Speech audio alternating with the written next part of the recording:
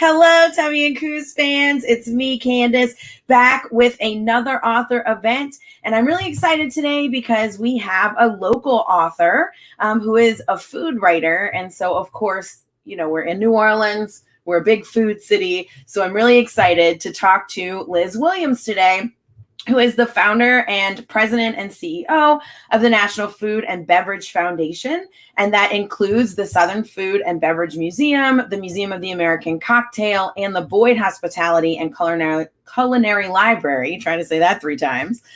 She co-authored with Stephanie Jane Carter the Encyclopedia of Law and Food, which is really interesting. In 2013, Altamira published New Orleans, a Food Biography, which was actually the One Book, One New Orleans book for 2018. And y'all know we partner with them and do a lot of events. So Liz had that book in 2018.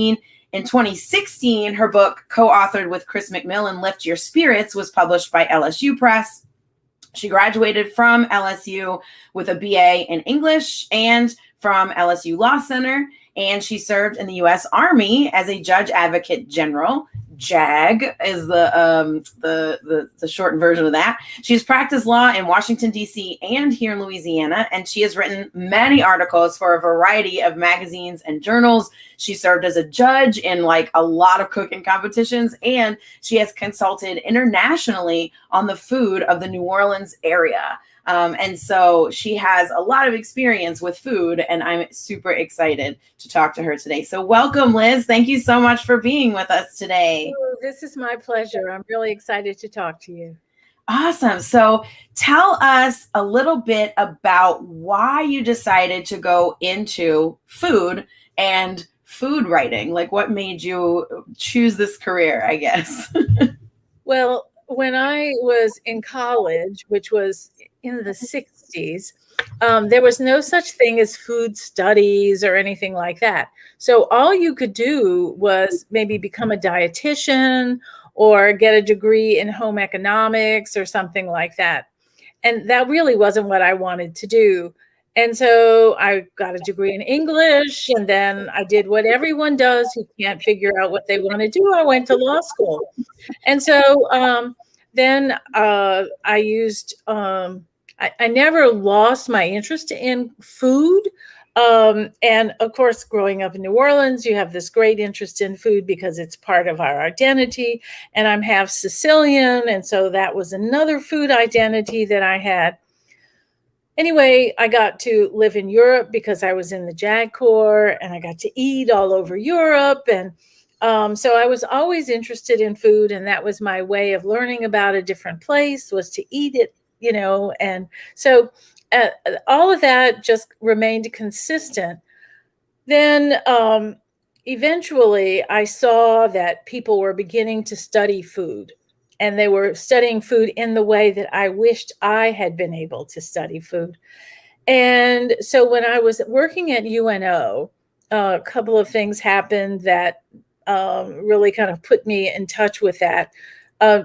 First of all, the Ogden Museum opened and the D-Day Museum opened. I was the president and CEO of the UNO Foundation.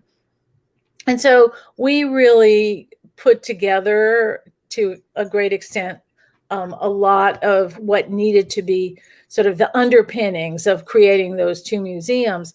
And so it made me think we need to have a food museum. And so that is really what has led me to all the writing. And partially there was a lot written about the history of different dishes. You could learn the history of the po' boy, or you could learn the history of something. But I was not interested in that. I wanted to know, why do we have this cuisine? Why is it that it's part of our identity? Why is it that you have a great food city like New York, which has all of these ethnic groups together, and yet the food of each ethnic group remains so separate, whereas here, all of it kind of came together to make a new kind of food.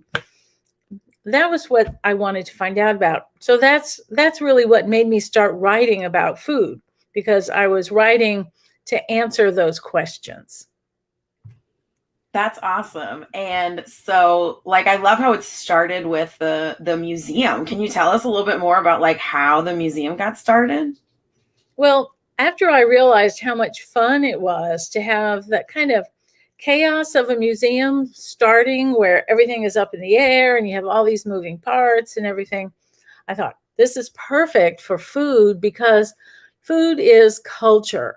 And if you've ever eaten anywhere else, you know that food is culture.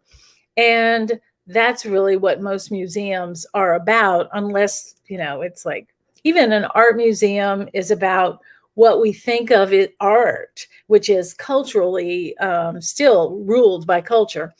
So uh, I just said that's what I really wanted to do. And UNO already had these two nascent museums, and they weren't interested in my food museum idea. And you know how you have an idea, and I mean, we all have ideas, and 9 times out of 10, they don't work out, and you just let them go and you go on to the next thing. This one, I could not let go. I could not do it. And I kept like waking up in the middle of the night saying, no, I really want to do this. And so ultimately, I left UNO so that I could do this. And I'm just never looked back. So it's been great. Yeah, and you're still doing it. Yeah, So clearly, exactly. clearly you've enjoyed Right, it. exactly. And of course, then I started to write about the food and um, all the things that I'm doing now. Really, um, I learned at some point you don't need credentials to do all this stuff. You can just do it because you care about it or whatever. And um, so that has always helped. And the first thing I did that I did with Stephanie Carter was really a law and food book, and that helped me make that transition into food with the credentials of the law and all that kind of stuff. Yeah, and I think that's so interesting to put food and law together like an encyclopedia. There's so many issues. If you think about it, people fight over whether or not you should be able to eat raw milk or get raw milk cheese.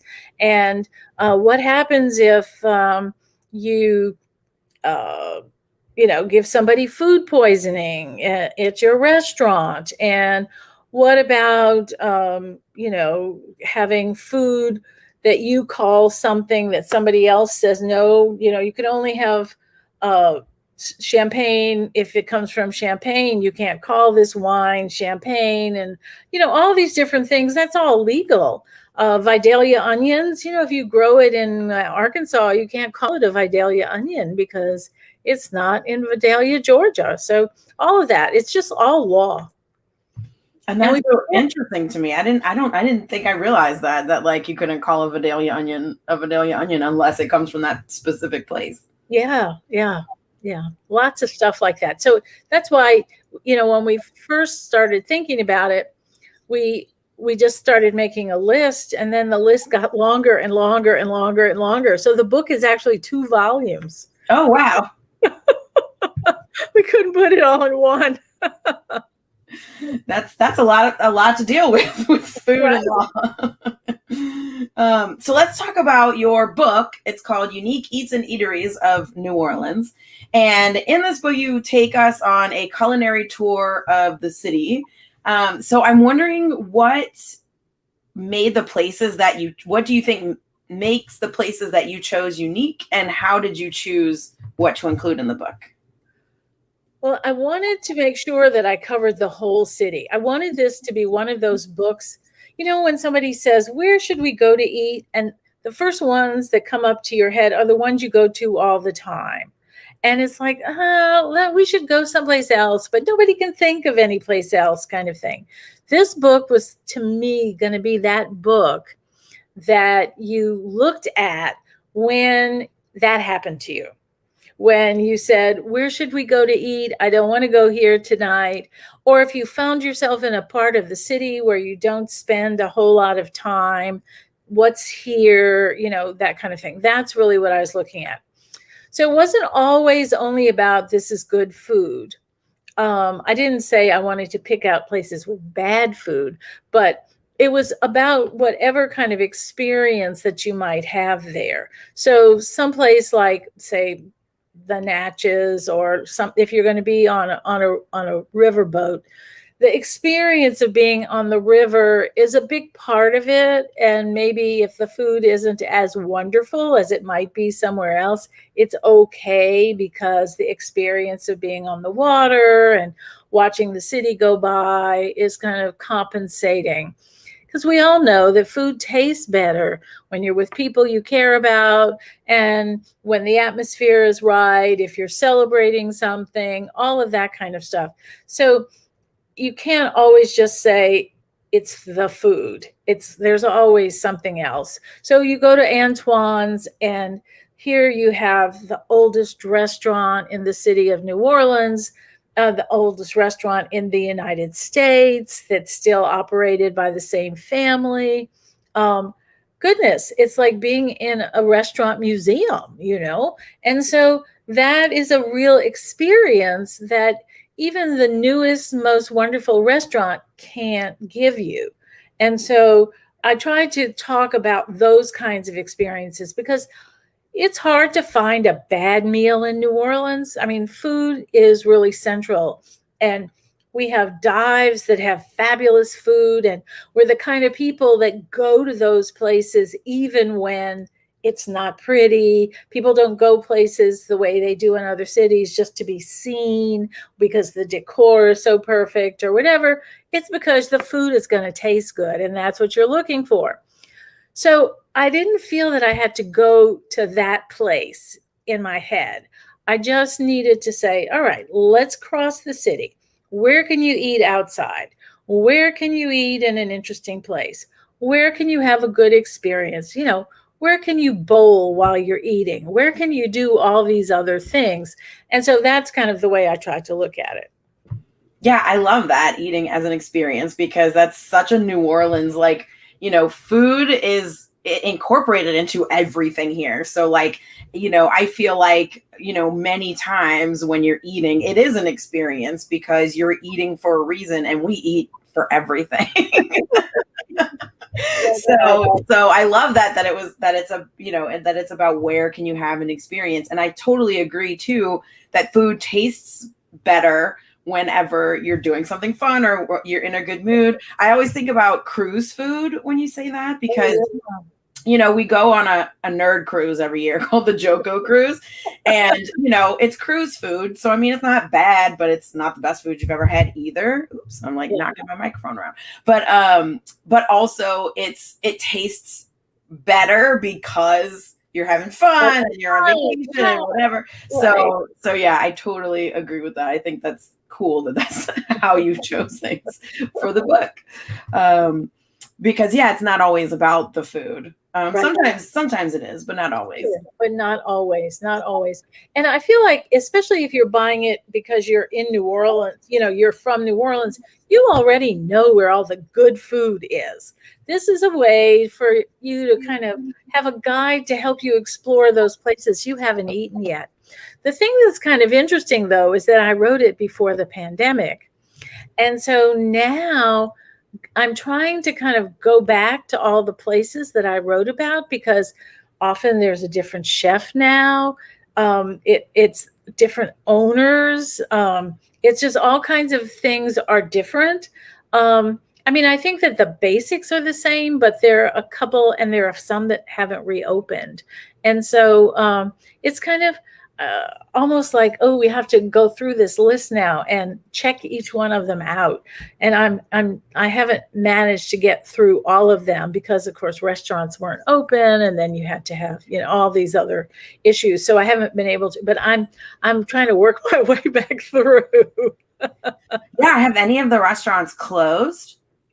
Well, I can tell you that, for example, Upper Line has not reopened, and So that's one that, I hate to say it's closed because she hasn't said I'm not going to reopen, but it's not reopened yet. Mm-hmm. But like Lil Dizzy's is no longer with the same ownership. It's still in the family, but it's not the same. But I think if you go there, you wouldn't know the difference. So those are things just that are notable. Things like that. Yeah. And so you also wrote a book called New Orleans, a Food Biography, which was the One Book, One New Orleans selection a couple years ago. Yeah. So how is this book different from that book? Well, this book, the Unique Eats and Eateries book, is really about restaurants, restaurant, restaurant, restaurant, restaurant. That's all it is. And the food biography is really trying to get at why we have a cuisine in New Orleans. And if you look at introductions to cookbooks or things like that, it will tell you, oh, we had these ethnic groups, they came together and abracadabra, there was a cuisine. But if you look at that model, which is insane, and look at other towns, even in the South, they also had multiple ethnic groups coming together. And why didn't the abracadabra happen there? And so that's really the kind of question I wanted to answer, because I feel like we have a true cuisine here. Other places have dishes that you associate with that particular city or area, but they don't have what I call a complete cuisine. So the three things, there's an anthropologist named Sidney Mintz. He did a lot of writing about food. And one of the things he does is he defines cuisine. And of course, you always have to start with the definition. So there are three components to cuisine, and we fit the bill perfectly. One is that everybody eats the same thing. So this isn't, these people eat high on the hog, these people eat low on the hog. That's not the way it works here. We all eat red beans and rice. Even the richest people eat it. It's not the food of poverty. It is just food. So that's number one. We all eat the same thing. Number two, we all recognize the food. If I go to your house and I eat your gumbo, even if it's different from my gumbo, which it likely is because everybody's gumbo is different, I still know it's gumbo. You come to my house, you eat my gumbo, you know this is gumbo. We recognize our food. And then, so that's number two. And number three is our identity is wrapped up in the food.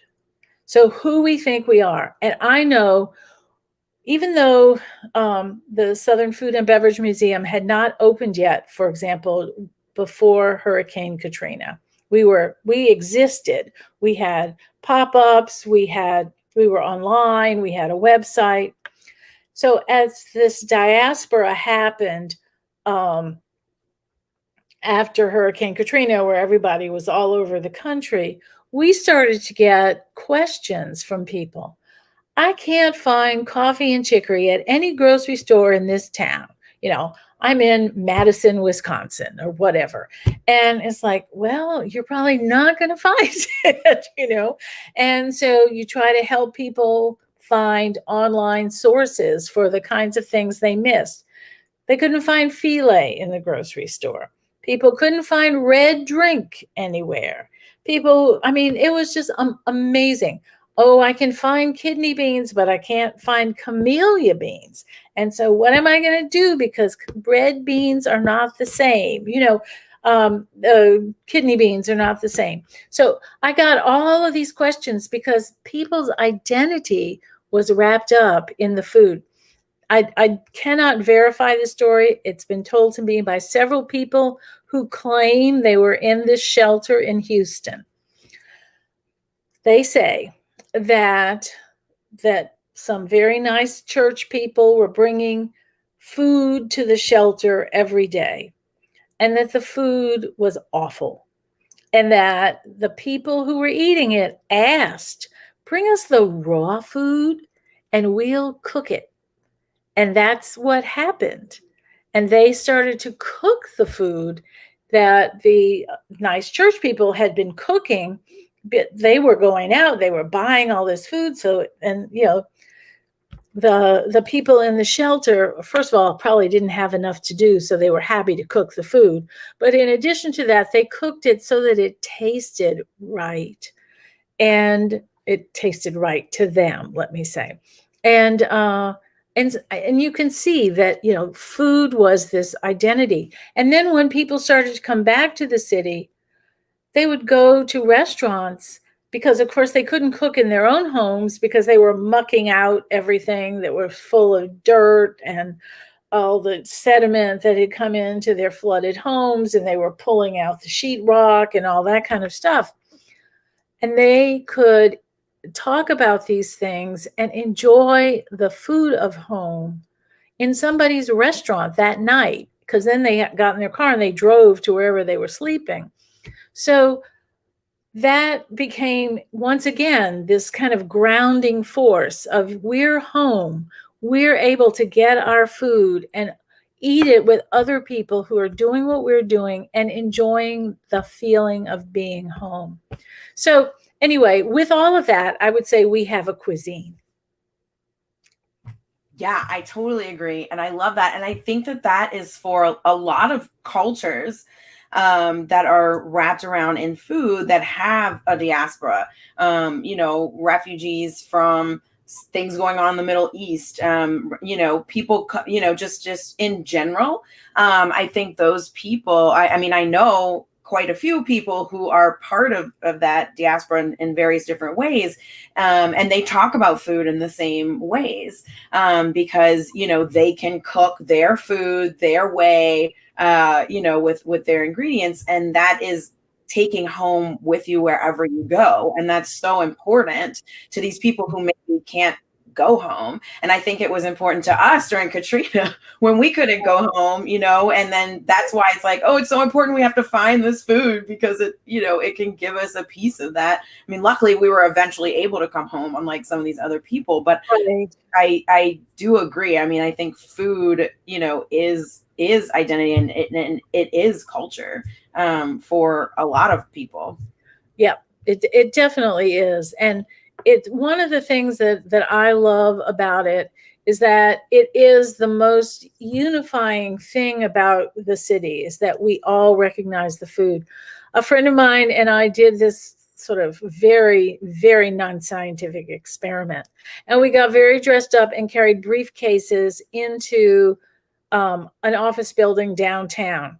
And we'd got into the elevator. And you know how it is in an elevator. You stare at the person in front of you, at their back, and nobody really talks or anything like that. And you might say hello to someone who walks in, but that's it. Okay, so she and I had a plan. And I would say, or she would say to me, "Oh, where do you think that we can go and get, the best roast beef po' boy?" And then we'd start this conversation about where you could get the best, this kind of po' boy or that kind of po' boy. Can you get the same, this place has the best roast beef, but this other place has the best shrimp po' boy. And how can we, not have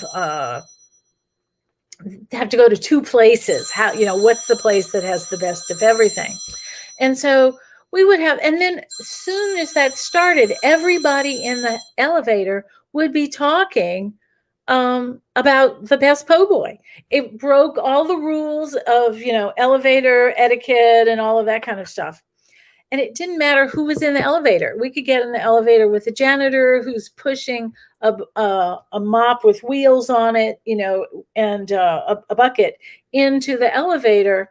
And we'd start all over again. And then the janitor's telling us what he thinks or whatever. And so we know that it's that unifying thing because everyone believes that they know, number one. Everyone believes that you will respect their opinion because no one expects you not to take their opinion seriously.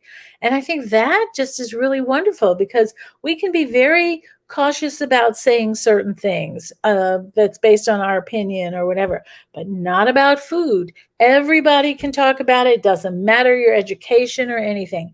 Your opinion about food is just as good as anybody else's. I love that. I love that. It's Yeah. really an equalizer. I've never thought about that before, but it's so true. And and you're absolutely right that's really great because yeah, like literally anybody, if I'm out there asking a question of, ooh, where can I get a really good whatever? Literally anybody can answer that question. It doesn't matter who they are, where they come from. It's like anybody can answer that. And I would say like, oh, okay, cool. That place. And you can have conversations with people that you may not otherwise have conversations with surrounding food. So that's a really good, I don't know, thing to know because it would be a good conversation starter too. With, if you're trying to start a conversation or if you're in an awkward situation or something, to just start a conversation about food. Just be like, oh, so where should I go for dinner? And I loved your how you wanted this to be a book for people to pick up when they can't decide where to go to eat, because that's like a constant thing in I think in everyone's life. But my husband and I debate it all the time. It's like, oh, we don't feel like cooking tonight, so where are we gonna go? And it's like the same 3 places every time. And so it's like, oh man, but we can't think of anything else. And then we're trying to like Google like food near me or whatever. And it ends up taking like 45 minutes just to make a decision. It's like a whole thing. So I love that you have this book that you could just like, okay, we have a book right here. Let's just pick it up and see like, okay, what neighborhood do we want to go to? And then like go from there. And also, think if you were staying at a B&B or an Airbnb or something like that, and this book was there, it would be so helpful because there are 1,000 restaurants in the city, and this is just 100. So, it eliminates all kinds of things and just makes you focus on where you want to be and, all of that kind of stuff. So that's the book I wanted to write. Yeah. There is a lot of almost too much choice. So you're right about that, where it gets overwhelming. It's like, wait, I don't even know what to do. So what are some of the most fun facts you discovered while writing Unique Eats and Eateries?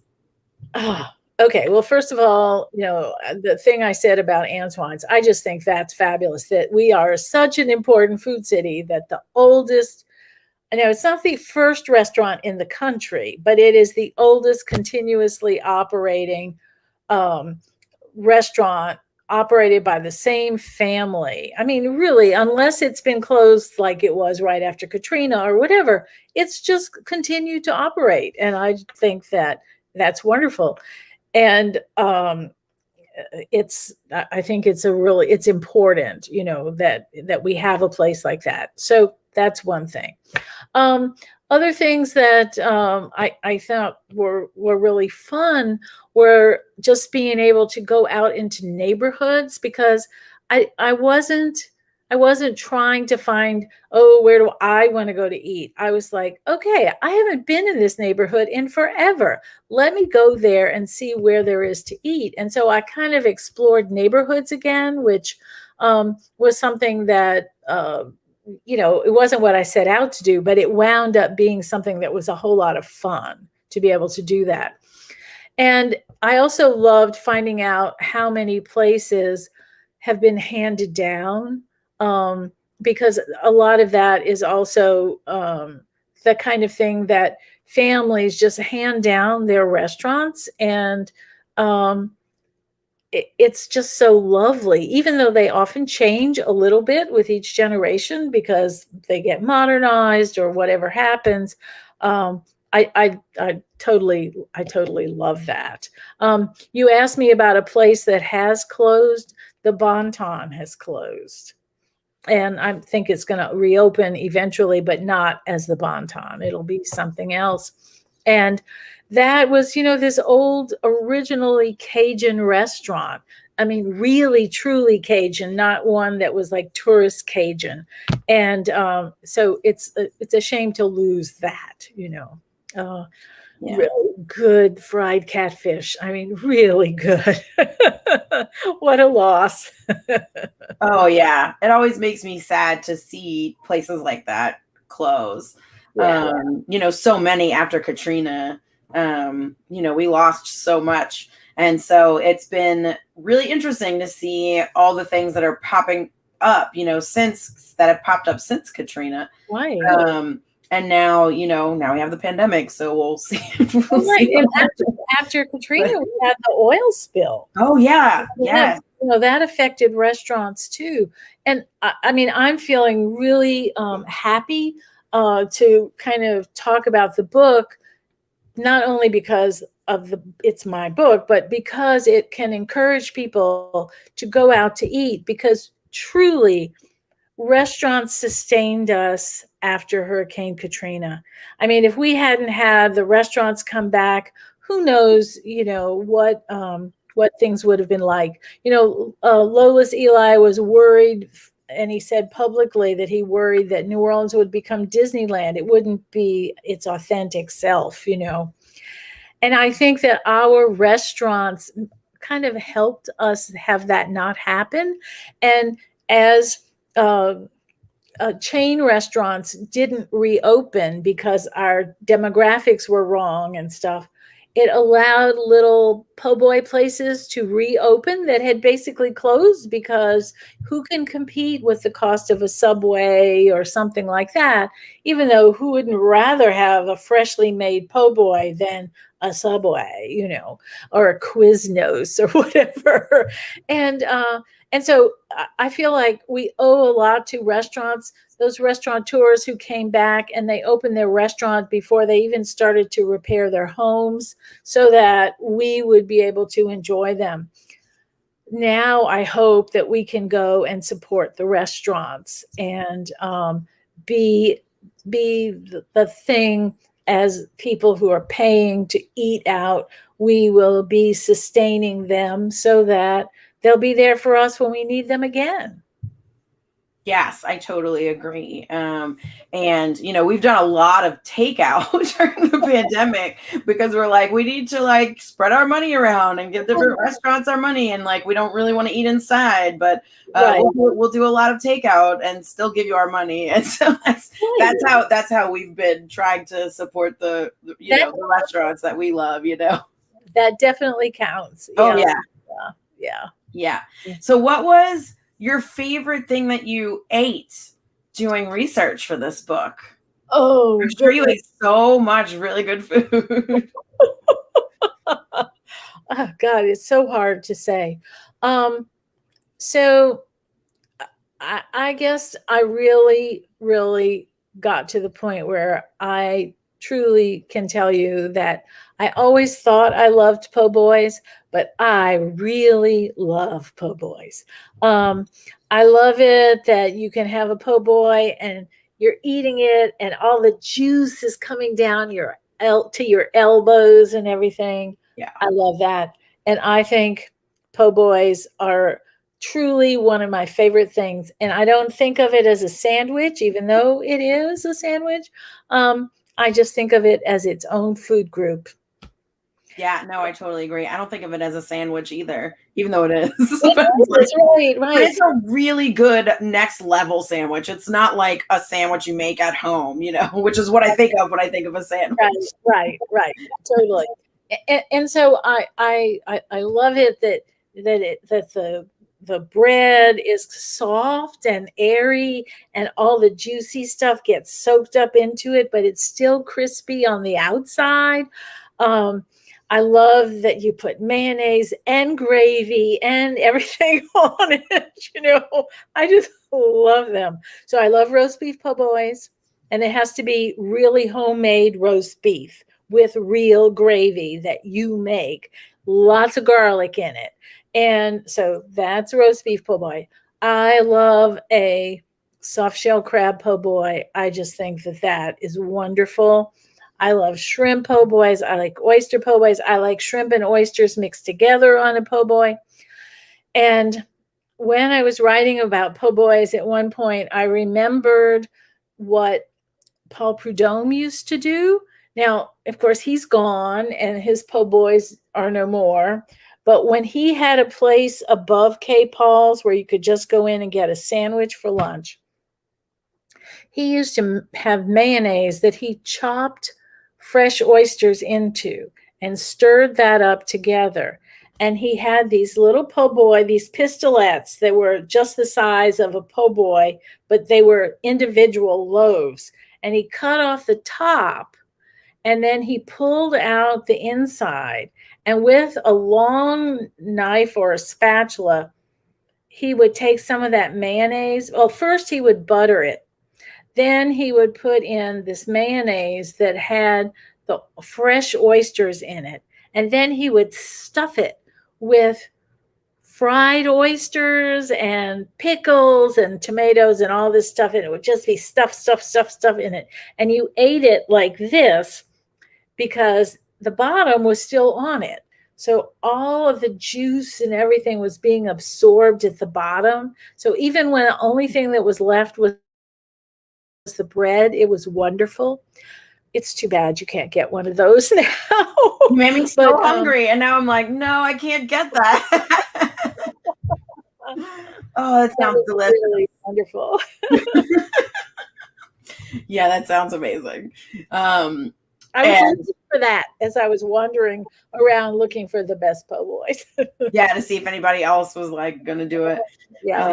Yeah. I also love a really good catfish po' boy. Oh, yes. Mm-hmm.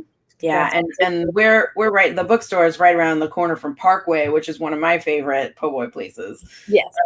So and Parkway is one of those places where you can get good seafood po' boy with fried seafood and good roast beef po' boy. Oh, I love the surf and turf where you can get both on the same po' boy. That's my favorite one to get. So what is kind of along the same lines? What is your favorite, like your personal favorite New Orleans restaurant?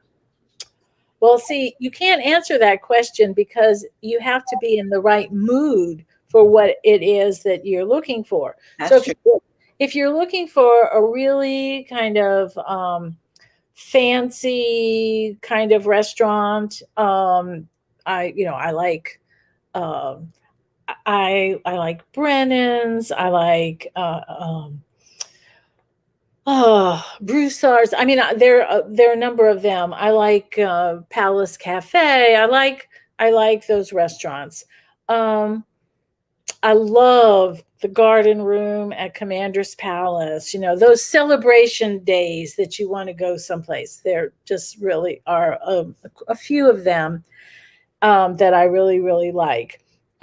If you're looking for a more kind of casual, but really, really flavorful place, then like right now, my very favorite is Alma's in the Bywater. I just think that Alma's is just really, really terrific. But I still go back to Dookie Chase over and over again. I just think there's, just the most satisfying New Orleans food. And sometimes that's just exactly what you want, And so there's that. It just kind of depends on what it is you're looking for. I love Kin. I think Kin is really excellent. And I also really like the seafood both at GW Finn's and also at Carmo. Those are both places that I like very, very much. So, it's very hard for me. And it's not because I'm afraid to say, it's because there isn't only one, That's so true. There's so many. As meat people, we love Koshan. And yes. and also Toops. Those are I'm partial to Mid City. Isaac Toops is an amazing person. And Toops is right by the bookstore. So I love Toops as well. And he had a place in the museum. So Oh, cool. That hamburger is fabulous. So There's good. just nothing like that hamburger. And at Cochon, I love the oyster and bacon sandwich. I mean, never had that. Oh, that is so good. You have to get it next time. Yeah, I love Cochon Butcher because it's essentially a sandwich. Again, it's like a sandwich place, but I don't think of the sandwiches because they are these like next level. Right. The same with Piece of Meat, which is also in Mid City. Oh, yeah. These are like next level sandwiches, and so those are like some of our favorite sandwich. I mean, you're right. It's just like depends on what you want. It's really true. I mean, when you want cheese, okay, let's go to St. James Cheese because, oh my God, you just got all these choices that are so fabulous. Plus, you have knowledgeable people who can help you make, you can describe your mood to them and they can tell you, oh, this is what you need today, I love that. Yes. Yes, that is awesome. So, what other local food writers could you recommend if folks want to read, just generally about New Orleans food? Or books? Well, of course. I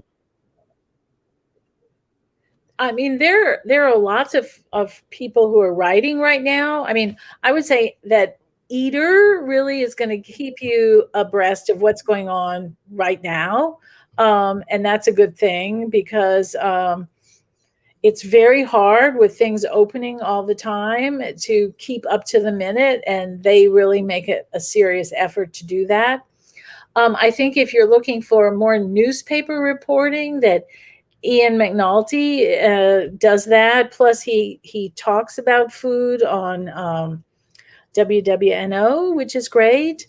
If you want a more cultural twist to it, I think Poppy Tooker keeps you posted on that. And once again, WWNO carries her show, and I think that that's always a different way to keep up with what's going on. Who else do I really like? Brent Anderson, of course, always is writing something interesting. Beth Diodano, she writes about travel and food, and she does some really kind of in-depth interviews with people about why they're doing what they're doing. So there's a big cultural component to what she writes about, which I think is great. Stephanie Carter, the person I wrote with, my co-author of the Encyclopedia of Law and Food, was really, she does a lot of historical writing and other kinds of, history things. There's a lot to read, like, here I'm just talking about all these people, but what's his name? McNally. I can't remember his first name. It's just blanking on me. But he writes about wine and drinks, and Todd Price, who used to be here, is now working for USA Today, and he writes a lot about some very interesting things that are going on. There are lots and lots of people, and I'm leaving people out, and I'm sorry. I can just see all these people I know saying, well, you didn't mention me. So I'm just going to quit because I'm going to leave somebody out. I know. And like everybody as far as like these food writers, but yeah, I just wanted to give people, like if they didn't, folks may not know about, different writers or different places that they can find writing. Poppy Tooker has a book called Drag Queen Brunch, and I love it so much. In October, we're having a drag queen brunch at the museum with Poppy. Oh, awesome. That's going to be amazing. So everyone watching, you'll have to go to the drag queen brunch at the museim in October.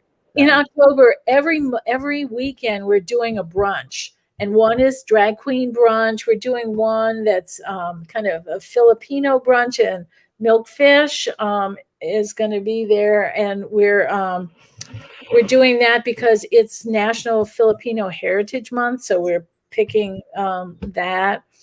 And so we have just tons of things. And then finally for the weekend of Halloween, we're doing a Halloween brunch, and we have people who are going to be channeling Madame Béguet to do that. So, and she actually is credited with inventing brunch. So, oh, cool! That's gonna be really fun. So yeah, check out the calendar for the museum. right. What is the website so that people know what to go? I can type it into the comments as well. So it's southernfood.org, www.southernfood.org. Great. And it's all up there for you to see. Awesome. I typed that into the comments as well, so that if you're watching, you can just click on it and go check out the calendar of events for all the stuff going on at the museum, because the museum is really cool. And if you haven't been, you should definitely go and check it out.